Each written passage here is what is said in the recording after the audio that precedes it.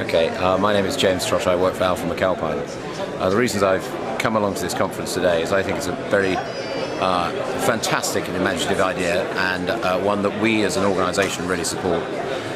I sat in a number of conferences which has identified where the private sector is providing a lot of good practice and a lot of best value to what could be a really challenging agenda for us all in the future. I do wish and hope that the Council can find their way to support this as much as possible, to take and reflect the leadership that has been shown both by the leader and for example, by Lucy Robinson, and to drive that down to their officers to take up the challenge and the mantle and to support the private sector in trying to deliver the agenda for Suffolk, because if we do, it will be a fantastic message for Suffolk. And how do you think they can best achieve that?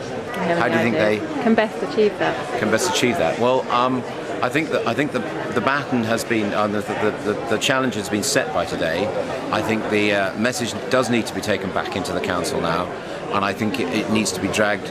It needs to be reflected by sitting down with their partners, of which we're one, Alfred McAlpine, in delivering the roads or delivering the highways for Suffolk. And I think it's important that they then work with their partners in some sort of during their meetings, their weekly, bi-monthly meetings, or whatever it is, to sit down and really tackle and look at the agenda, and then see how we can fit our part of the business into that agenda.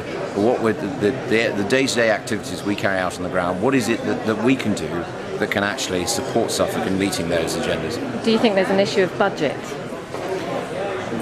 Yes, there's always an issue of budget, but there's always got to be a will, and if there's a will, there's a way. And I think there is the need to be able to, because one of the things we've heard today is that in fact, if you do some of these things, you'll find that it becomes cost neutral. That in fact but equally taking the recycling of materials, the removal of the need for primary aggregates will actually cost the Council less to do it. So there are going to be places where it may be more expensive, but there will be an awful lot of places where it will cost less. So I don't see an argument for stopping it against a budget. Thank you.